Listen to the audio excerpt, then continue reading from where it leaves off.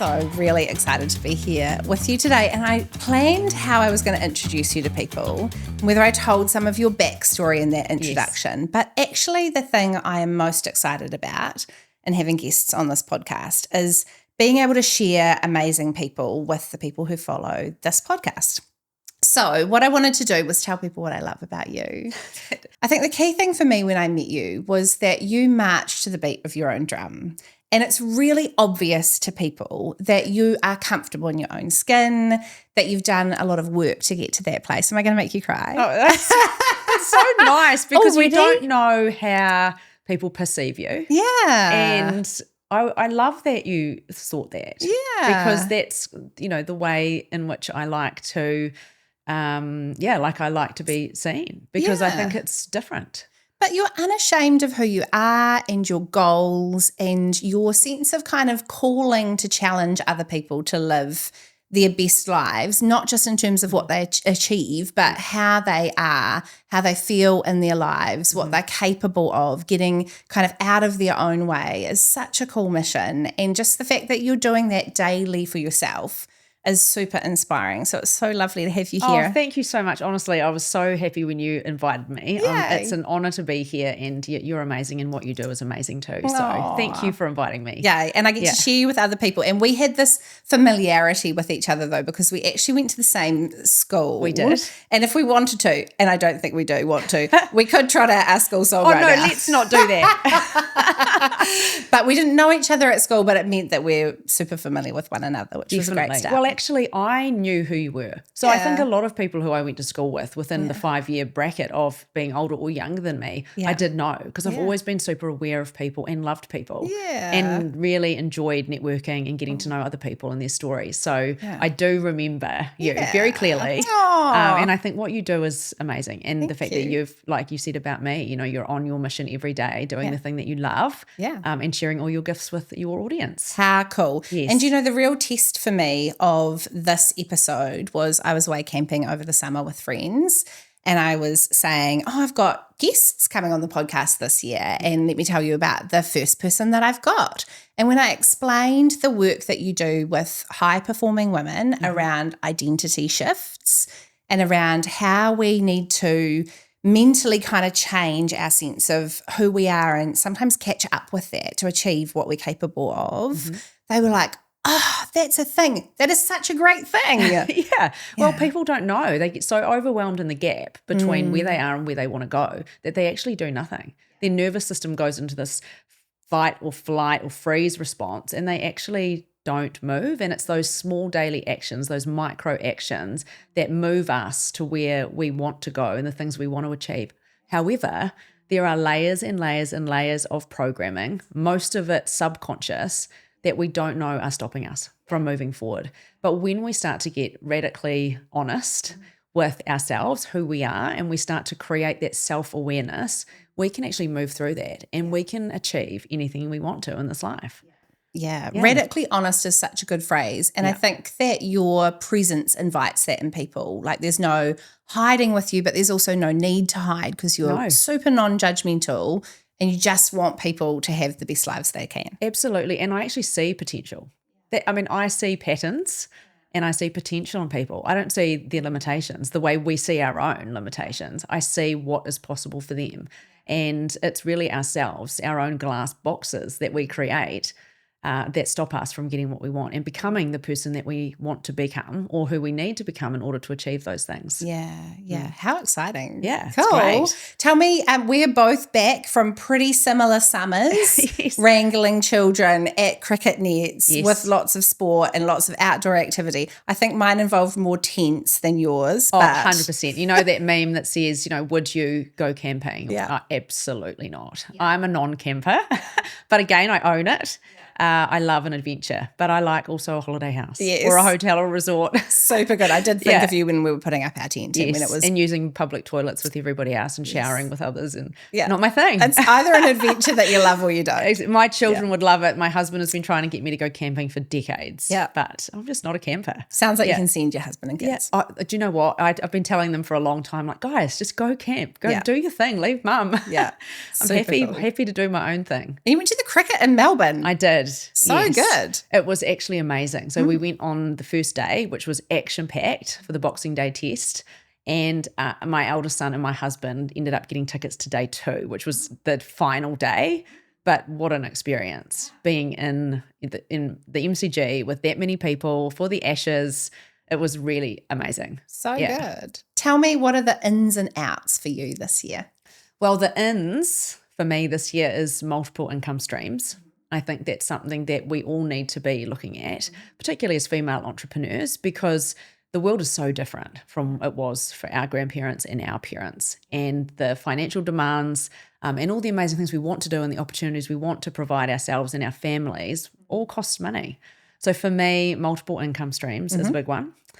Investing in a coach or mentor. And I'm not just saying that because I am one and you are too. I'm saying that because that can really help to accelerate your growth. It has been probably the biggest cheat sheet for me in terms of my own growth is investing in myself, not just in self-care and those things that we think are important in terms of investing, but really investing in personal growth. That's a massive one for me as well. Yeah. Cool. The other two big ones. Yeah. And just trusting your intuition.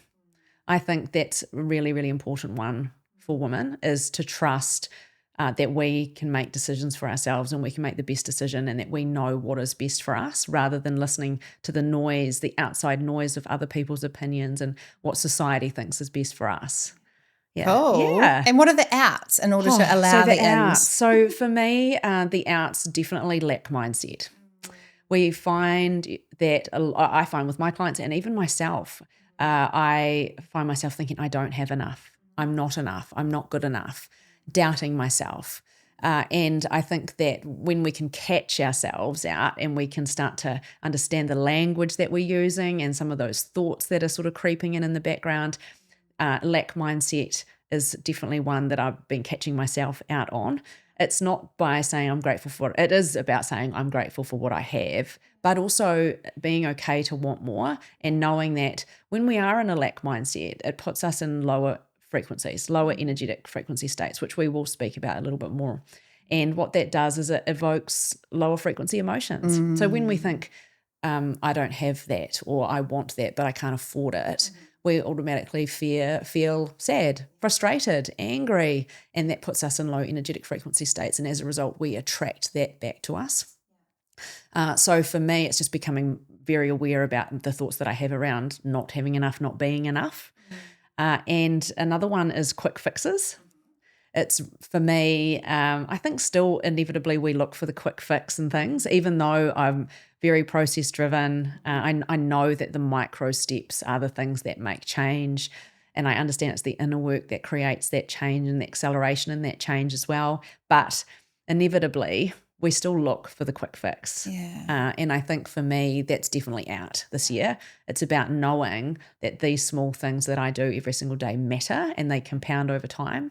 And so those two things really for me are big outs, as well as unhealthy relationships, unhealthy environments and unhealthy experiences. It's about knowing when my body is telling me that I don't feel safe, my nervous system is sharing that information with me, and just being in environments and around people that really lift me up and that I can trust and that make me feel really great. And I leave those experiences and those interactions just feeling really fired up and excited for my life rather than second guessing myself. Because when you are working every day to be the most authentic version of you, often there's a lot of mirror back at you, triggered people. And often I feel triggered as well when I'm trying to be my authentic self and other people are struggling with that. So being around people where you can be your authentic self is just invaluable to your growth. And that's a really big thing for women to move into different environments where there are people who call them forward, who inspire them, who are encouraging them. Tell me about what you observe for women with that journey around, building community around their emerging identity and goals. Yeah, absolutely. So when we grow, different versions of us require different mirrors, as I just mentioned. So when we are growing, we need to be putting ourselves in these environments that make us feel uncomfortable and they do stretch us because that's where we find that inspiration And that goes hand in hand with that motivation, because I think when we've seen it in action, we start to believe that it's possible for us too. And being around women who are growing, these women are the women who will support you because they know how hard it is. Yeah. And so we often hide and we don't want to put ourselves in those situations because we don't think we're worthy. We don't think we're good enough. We're not like them. I hear that a lot, but I'm not like you. The women like that are different to me. But actually that's the first sign where I'd be saying, if you're feeling called to do that or you're inspired by it, but you feel afraid or you feel nervous or you feel like you're not worthy, that's the sign that you need to step forward into those environments. And there are incredible opportunities to get together and events to get together with other women who are doing incredible things. And then when you're in those environments, you're starting to have these conversations, these opportunities come to you, these doors start to open. You have, you putting yourself in an environment where you can become your best self. And it's different from the environments that we're comfortable in. And that's what the most important part is. We need to be stretching that comfort zone. And we can do that not only with our environment, but we can also do that with our identity as well.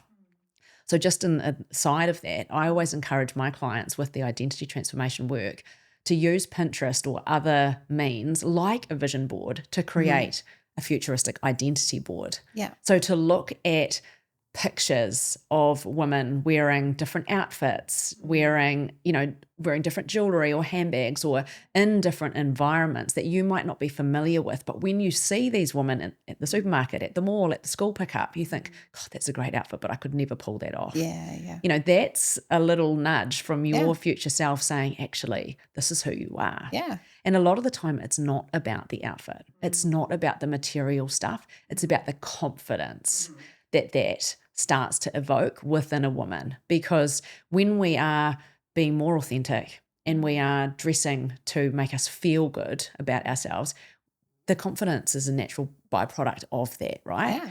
And a lot of the time we're just wearing sports gear and we're just throwing on a hoodie and we're just throwing our jeans on and we're not all the time dressed up. But you know as well as I do that when you are, it really does help boost your confidence. Absolutely. So with the identity boards, it's a really great way to start to move towards that future version of you. And it's not just clothes. Yeah. It's also words. Yeah. Things like courageous, inspiring, motivating, fit and healthy.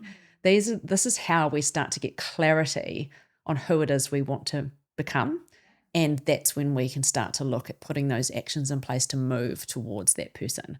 So it's not just about the vision, the stuff that we want on a vision board. It's about who is this woman who has these things and how can I become her today? Yeah. Yeah.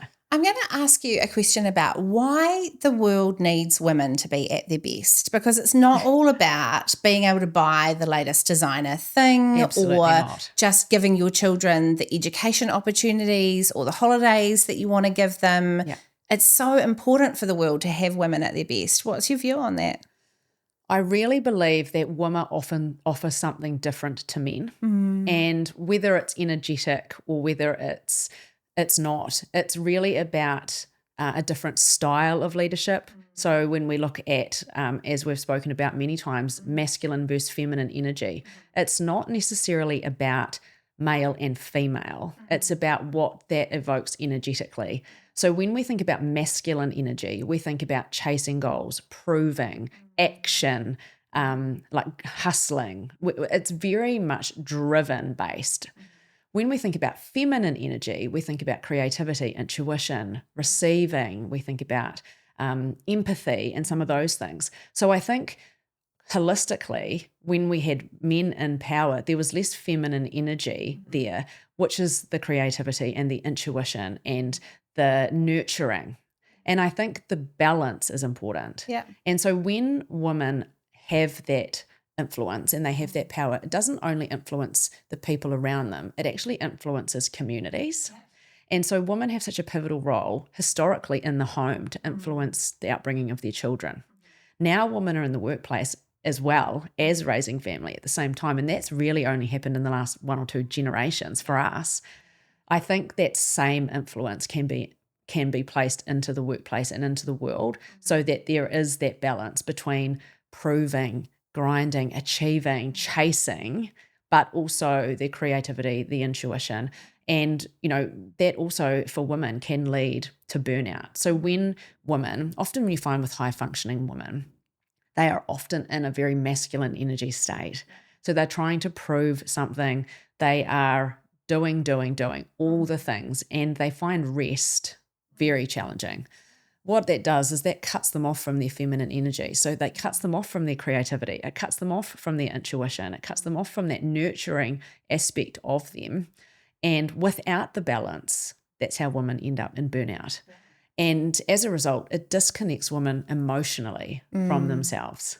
And it's the emotions, it's the lack of feeling emotions that has got us to where we are now. And it's a huge part of the work I do, is understanding that feeling those emotions is the way through.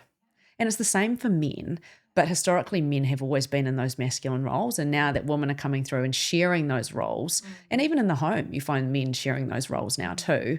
The balance is really important, because I think the female influence is really powerful. Yeah.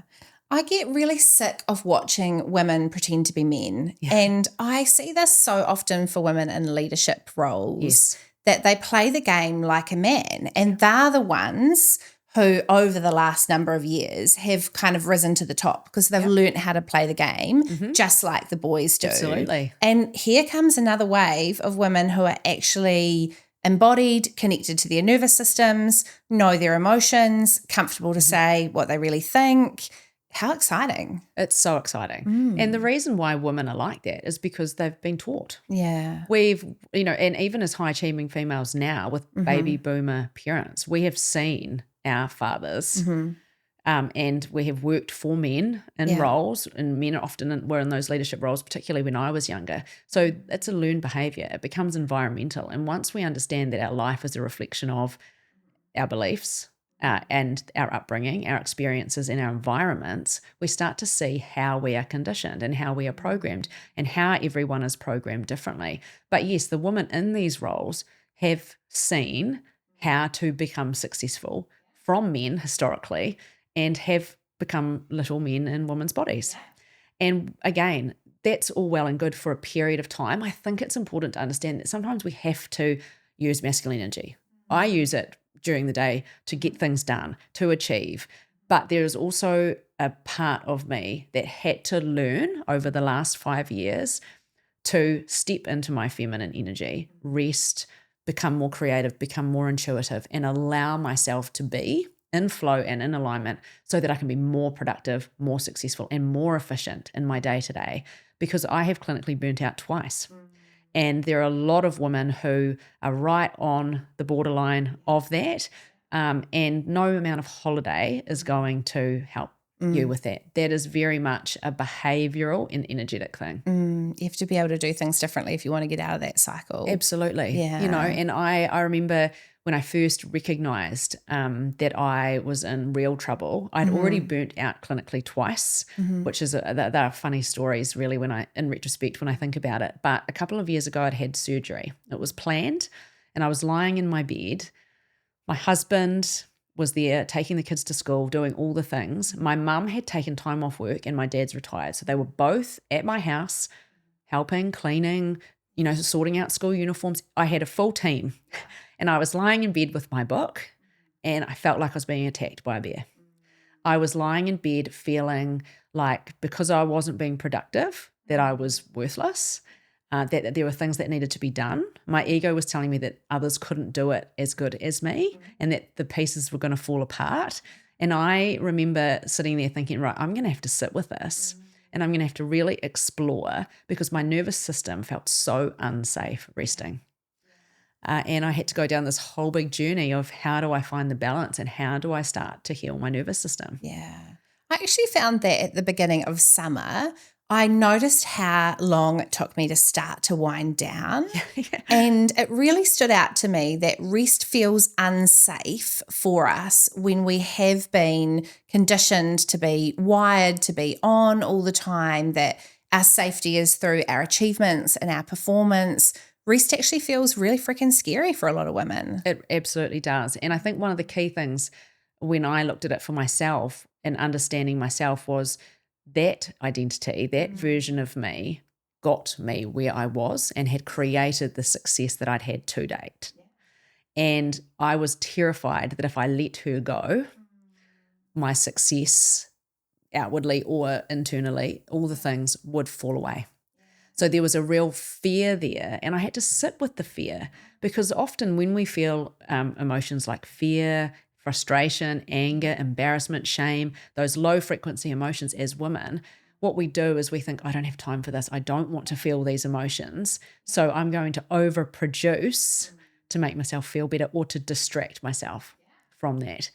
And that is behavior that I see in every single woman that I work with. And it was behavior that I lived for, 15, 20 years. Yeah. It's really interesting to me, and I'm keen to hear your take on this from your work with women, that when women change, especially when they're making an identity shift and stepping up in some way in life, that can be really tricky in the context of their relationship. Absolutely. What do you see there? So I see that in every relationship. I think the key thing is communication. And I know that's the same with the work that you do. I think having the conversations around the struggles that you're having, the work that you're doing with me or with someone else, where you want to go, what the vision for your life looks like, because it may be different from the vision that you had originally. And keeping those communication channels open is vital. What that does, though, is it does open the gate to very, very difficult conversations. So some more courageous conversations, because like we talked about radical honesty, you have to look at what's not working. And sometimes there are things within a marriage or a relationship that are not working. And the version of you that you're wanting to become is creating higher standards, has started to understand their values, starting to make decisions differently because they want something different. And as a result, that person, it starts to become really uncomfortable because you're starting to move in a different way, and the people around you are starting to notice, and it starts to become uncomfortable for everybody else because change is uncomfortable. And what that does is, instead of offering that as something that's terrifying, offer it as an opportunity to grow together and to have those conversations. In a lot of instances, sometimes it's too much. And that's hard because you've got to make a decision. Do I choose me or do I choose my relationship? And there are people that you can work through together like you. But what you do find is that's very common. It's common within friendship groups. It's common particularly within careers. Yeah. So that's one thing that has been particularly evident for me and my clients this year is, I had 4 clients resign. And completely changed their careers. Yeah. And I had 3 or 4 other clients within that pivot out of the role they were in and ask for the role they wanted. It's a bit of a hazard in working with a coach, isn't it? It is. Holy shit, you might do some radical things like that. I know. And it is really uncomfortable. But I always say to people, once you're in it, you don't know the difference between excitement and pain because you're just like, this is working, but I'm terrified. This is working, but things are falling apart. But it's meant to, because you can't have growth without resistance. Yeah. So if you're living your life day to day and there is no resistance, then there is no growth. But definitely the changing in relationships is something that I see all the time. But if we look at it from a different perspective, we can also see how it can have a positive impact. Because remember, no lack mindset. Yeah. So we're thinking, what if I do this? What if this all falls away? Yeah. That's lack mindset. Yeah. We inevitably go to fear first as human beings. But what we want to do is we want to learn to be able to flip that as well, to be like, yes, I might have to have a difficult conversation. Yes, I may have to make some difficult decisions. But what if it's in the betterment of everybody around me? What if it improves? What if it inspires my husband or wife to want to do work? What if it has a positive impact on my children long term? And often it will. But like I said, we are programmed to look for worst case scenario first. Yeah. And I see that a lot with women where they're like, oh no, like I've moved the goalposts in who I am and now my relationship's falling apart. And it's so important to be able to ask, well, how can they come with you? Yes. Like, what does this look like if this is something of a shared journey? What does this look like for your whole family? Because women never do this alone. Absolutely. Yeah. And I think sometimes it feels harder right, to change than it does to stay the same. But really, if you were going to sit down and be really honest about what it looks like today for you in all different areas of your life, and you're going to score each area out of 10, you might be surprised at how confronting that is. Because if you look at your finances, if you look at your relationship, your marriage, if you look at your parenting, you look at your career, your purpose, your professional growth, your mental health, physical well-being, if you look at all the different areas and you're being very, very honest about 10 being optimum, where are you? It can be a lot. So, they often say you've got to have the pain of staying where you are has to be greater than the pain of growth.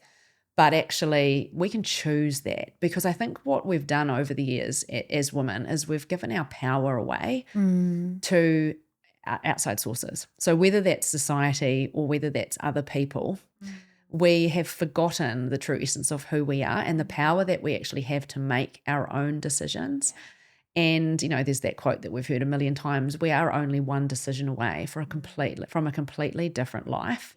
And a lot of women, I say, well, they say, I want to do this, but I can't because. It's a sentence I use a lot. I say, if you want to understand where you're to start with your limiting beliefs, start with the sentence, I want to X, but I can't because Y. So good.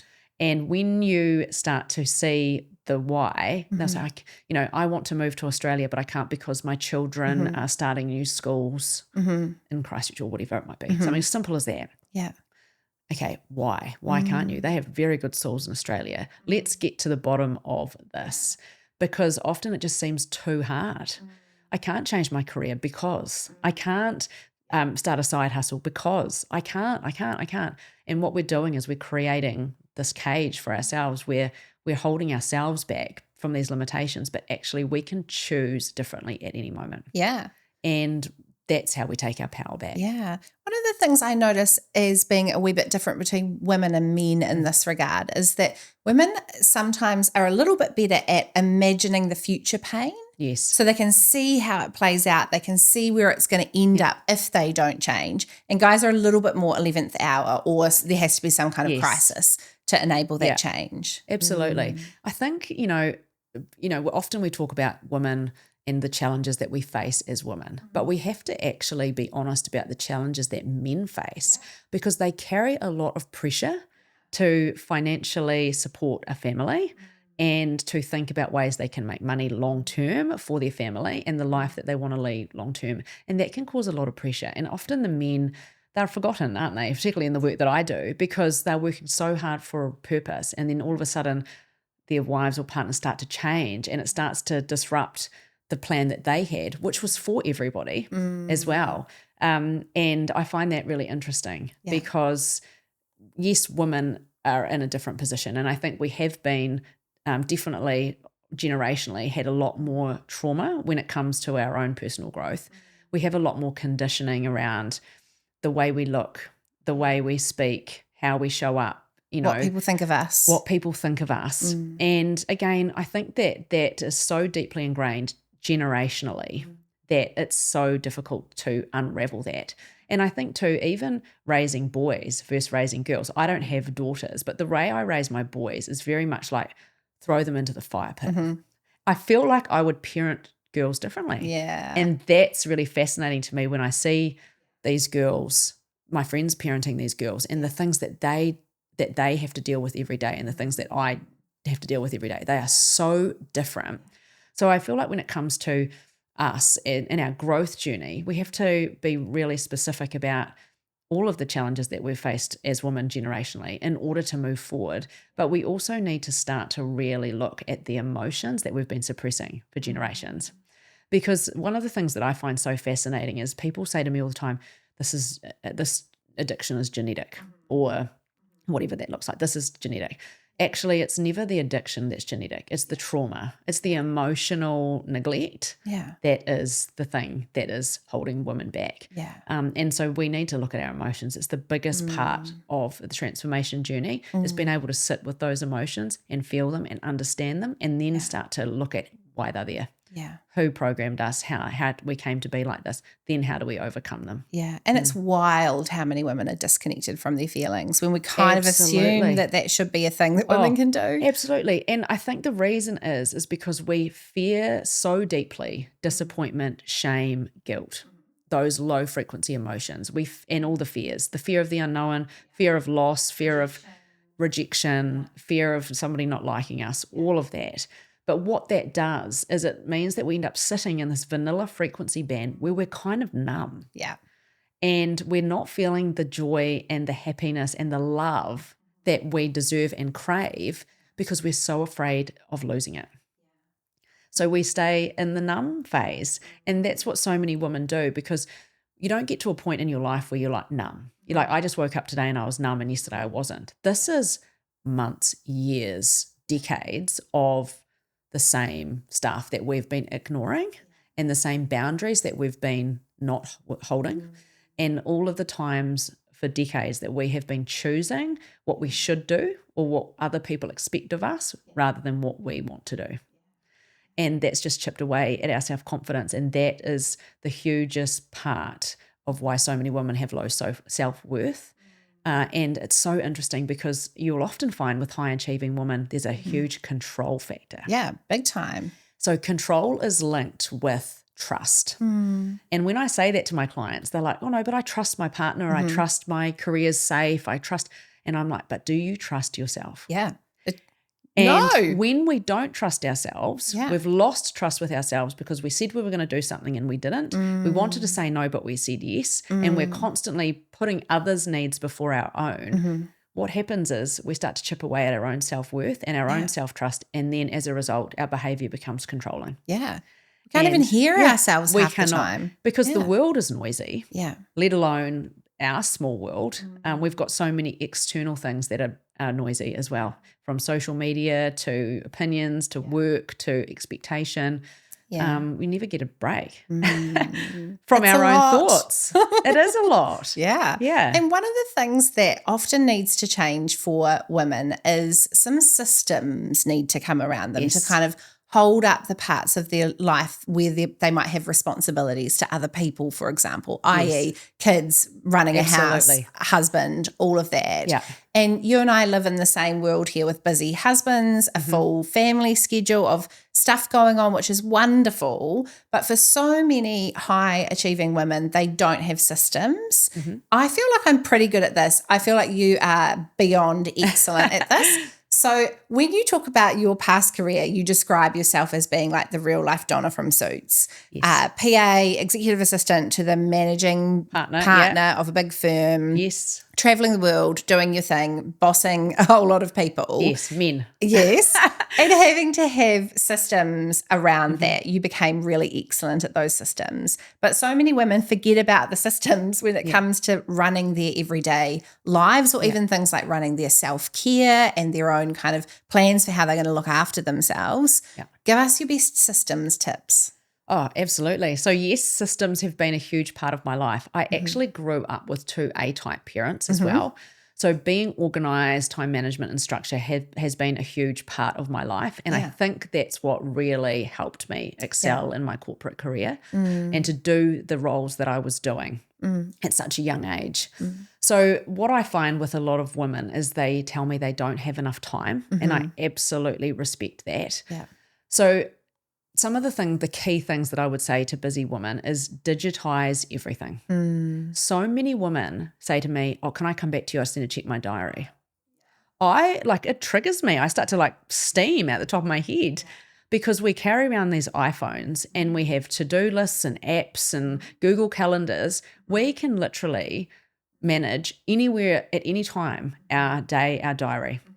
So I would say if you are not digitizing everything, and you're not sharing your calendar with your significant other, then I would suggest that's where I would start, is digitization. The other thing I would say for high-achieving women is having a very solid morning routine. Now, this might seem impossible, right? Because we go to bed late, we wake up to our children. I understand that people are in different phases of life, whether you've got a newborn or whatever that looks like. But I truly believe having a morning routine, going to bed earlier and getting up earlier so that you have that time in the morning to yourself to set yourself up for the day is vital.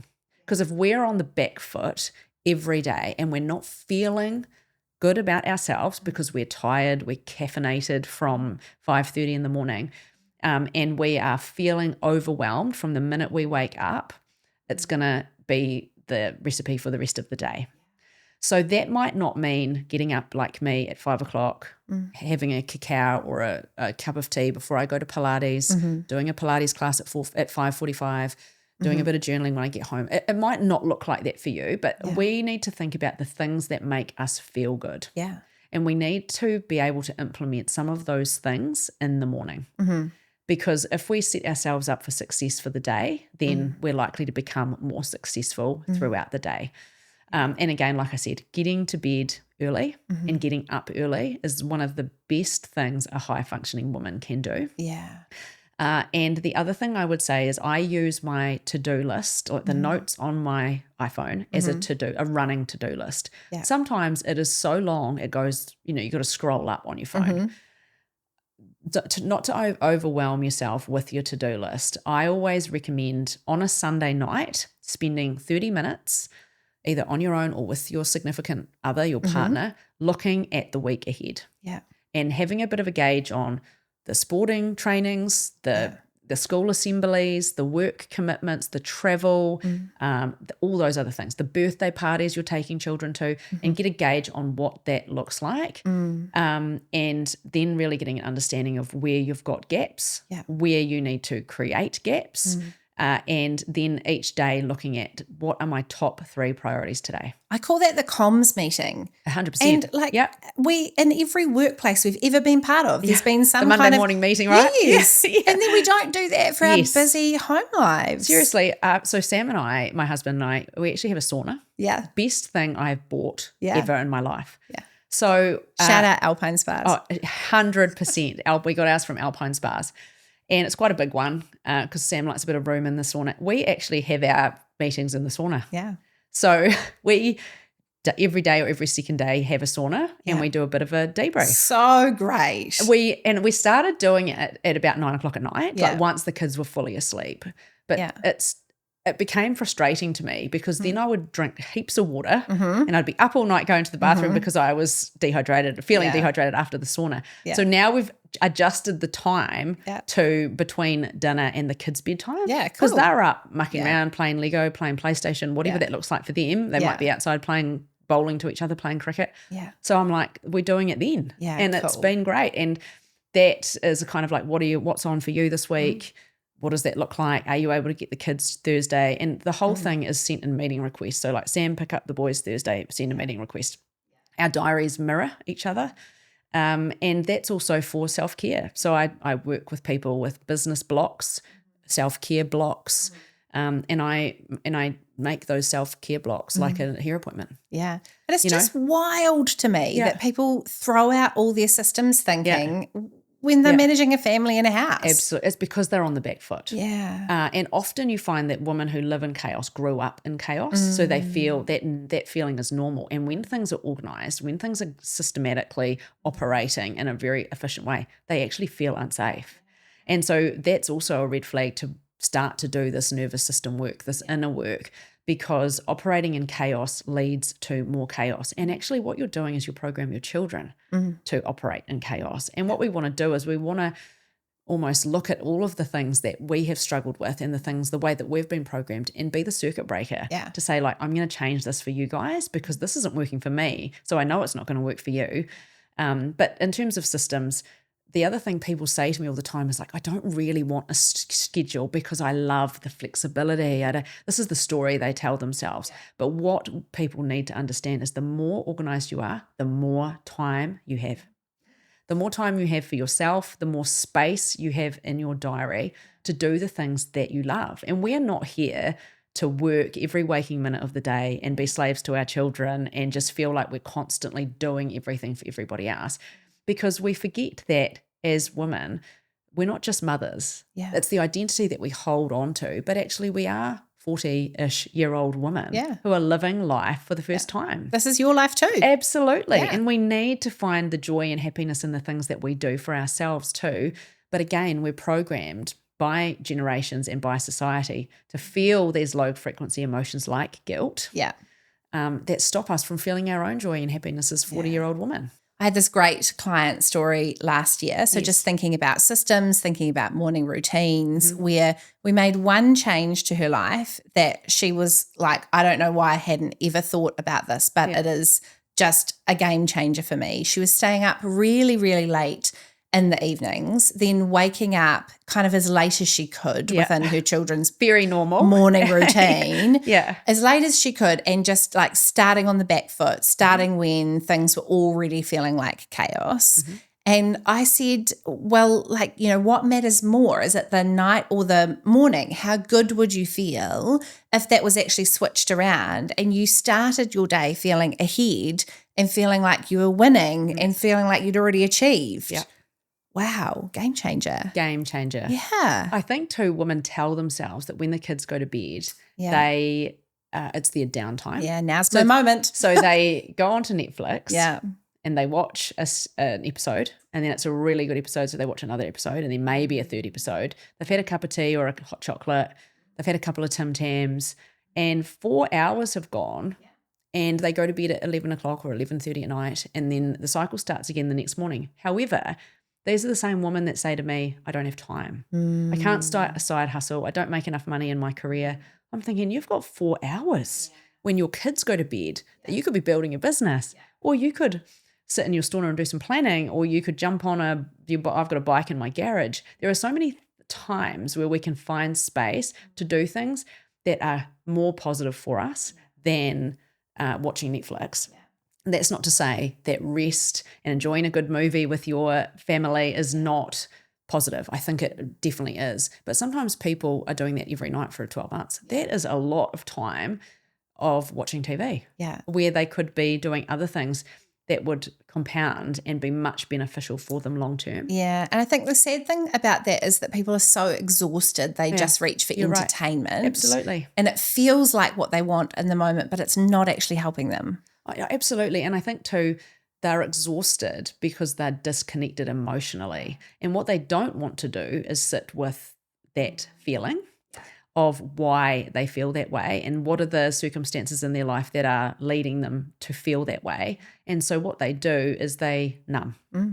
So it's easier to put on a Netflix show or go down a social media scroll hole or have a couple of gins than it is to sit and say to your significant other, I'm struggling with this. This isn't working for me. I'm really feeling this. Yeah. Because they are afraid. Yeah. Yeah. One of the things you said to me a while ago was you need to go and clear out your wardrobe. You need to make sure that it reflects the person that you want to be and become. Tell me why you think every woman wanting to make an identity shift needs to do that.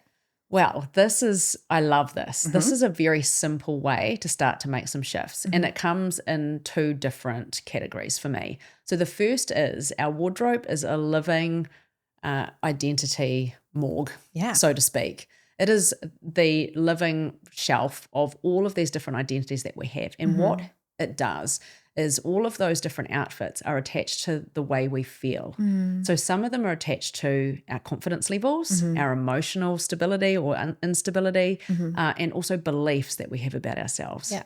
And so if we have baggy jeans or a colour jacket that we'll never wear, and we have all of these clothes in our wardrobe that reflect old identities, when we throw them out, it's like a somatic permission to let go of her. Yeah.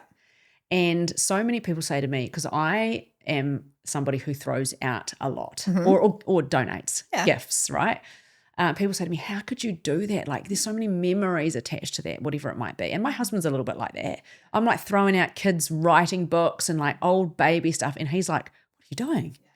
And you can still hold the memory fondly for the outfit, for the thing, for the item. You don't have to physically hold on to it. You don't lose the memory. And the second part of that is energetic. So when we live in clutter and chaos and we've got cupboards full of old mismatched cups, we have a wardrobe full of clothes that we were wearing at university 20 years ago, and we are not creating space energetically, that's blocking us. Yeah. So what we need to do if we want opportunities, if we want new friend groups, if we want to move into new communities, we have to create space. Yeah. And so I liken this to books on a bookshelf. If you have a dusty bookshelf full of books and you're not removing them, donating, gifting these books, there is no room for new. Yeah. So all of these new books that you potentially could be reading. And the thing is that psychologically we don't go and buy new books because we've got no room. Yeah. We don't even know we're blocking ourselves Yeah. from the new. Yeah. And so one of the reasons I encourage people to do this is because one, it seems so easy. Yeah. And this is the thing that's wild. It's the things that are easy to do are also the things that are not easy to do. I always use the example of a probiotic. We know it's important to take probiotic or some form of supplements. Often we don't get those nutrients from the food, most of us from the diets that we have. Yeah. It's very easy to take a probiotic every morning. But do most of us do that? No, we forget. We don't. We just don't do the easy things. Yeah. And so removing clothes from a wardrobe that you have not worn, you will not wear, like the jeans that you wore at university that are 2 sizes too small that we think one day I'm going to fit these. Yeah. If you do get back to fit those one day, just buy another pair. Yeah. Just go and buy another pair that fit you. Yeah. So I really encourage it, not only from an identity perspective, we're releasing the old identities. We have to be able to release in order to attract the new. Energetically, it's important to make space. You know, and I always say to people, if you're holding on to a rope too tight and someone throws you a tennis ball, you're not going to be able to catch it. Because your hands are not free. And that's kind of the same reflection of the items that we keep that are, there are family heirlooms. There are, you know, I'm wearing my grandmother's ring. You know, there are things like that that are really important to keep. They mean a lot. But you don't necessarily have to keep your child's first blanket or the denim jacket that you wore at university. I just don't, I mean, you know, that's the way I feel about it. I think it's an easy way to give yourself permission to let her go. How cool. And often I think for women that kind of stuff is related to that lack mindset. Absolutely. I need to keep it in case this doesn't work out or in case I can't afford or, you know, they're constantly putting themselves at the bottom of the priority list anyway. Yeah, absolutely. And they think, well, I don't have the money to buy another one. Of course you don't. If you think you don't, you never will. You attract what you put out. So if you're thinking, I don't have enough, you're attracting that back at you. Saying, I'm not good enough, you're attracting all of the reasons why you're not. Because our brains are clever like that, aren't they? The reticular activating system in our brain seeks out proof of what we think, what we believe. Absolutely. Yeah. One of the things I noticed that you said over the summer on your social media was about goals and to-do lists. And actually, if you've just got a to-do list for the year of things that you want to achieve, that is just a to-do list. And if you've got goals, they should be scary. Sometimes they are going to have tasks associated with them. Our goals are going to have action steps that are required to get there. But actually, if we've got identity goals, that looks quite a bit different to to-do lists. Tell me more about that. Yeah, well, this is a really interesting one because when I work with high functioning women, they actually understand this cognitively. And they are used to goal setting in their careers, in their lives. They've been doing it for a while. And I think that that's really important to understand because goal setting seems so simple, but actually in reality, it's a little bit more challenging. So for me, a real goal is something that changes how you think, how you choose, and how you tolerate discomfort.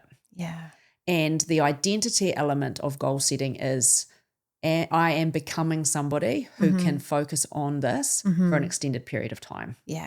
So people say a goal for me is to take my family to Australia.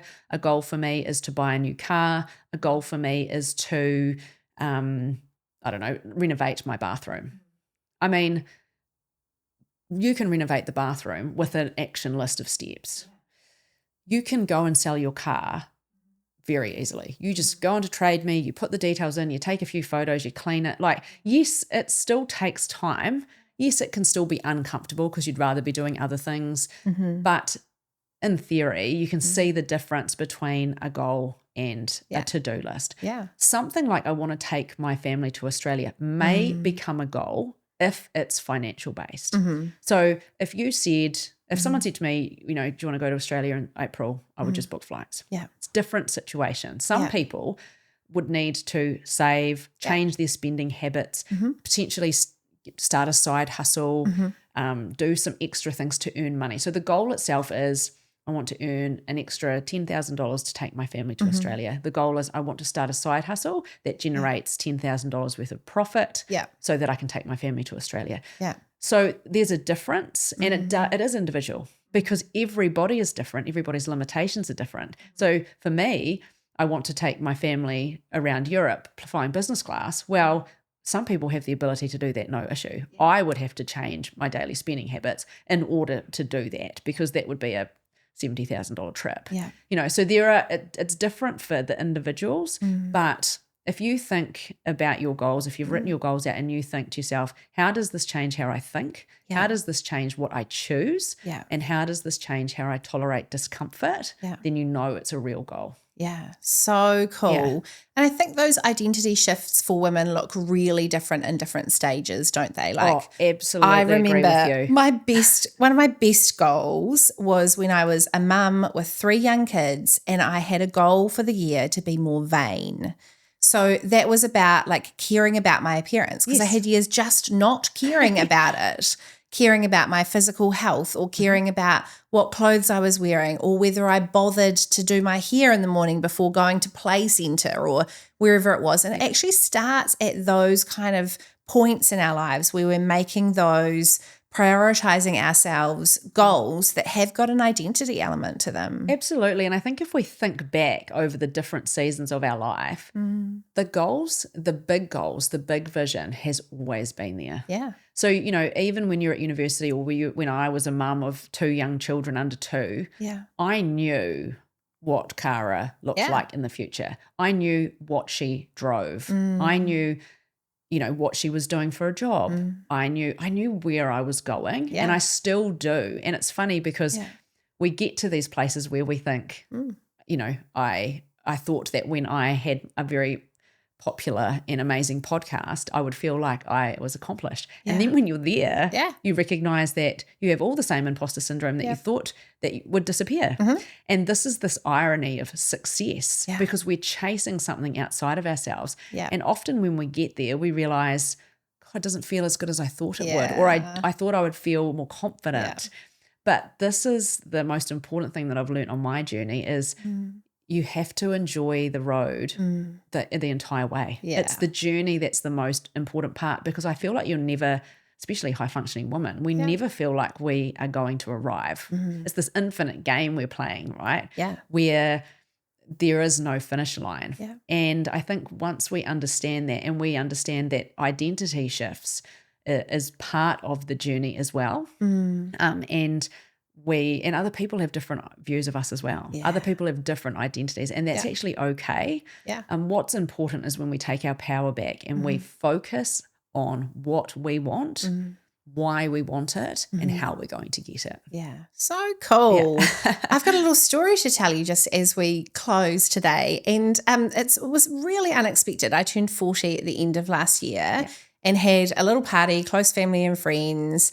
And my dad told this really unlikely story. You know, you expect your parents to just do the, I'm so proud of you kind of messages. Happy my birthday. mum was beautiful in what she said. And then my dad said, well, Charlotte's always been an entrepreneur.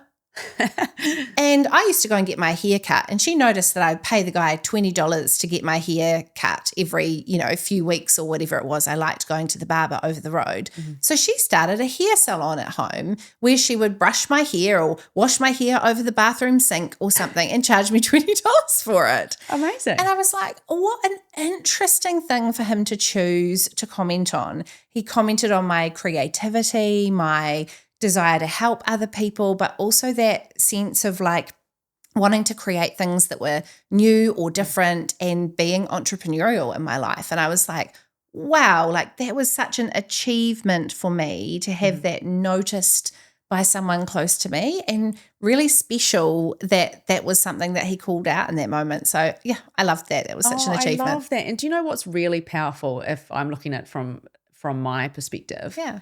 Is that you innately knew that too. Yeah. And what you've done is you have leaned in bravely to all of those gifts and all of that understanding about yourself, self-awareness, to use that to create a business that serves and helps others. Yeah, and I'm getting there, but yeah. absolutely those identity shifts have been really big along the way. So love being able to talk to you about this topic today. If people want to connect with you, how do they find you?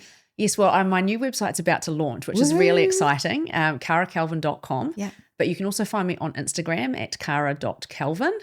And I just love connecting with people. So feel free to send me a message. And I do one-on-one coaching. Mm-hmm.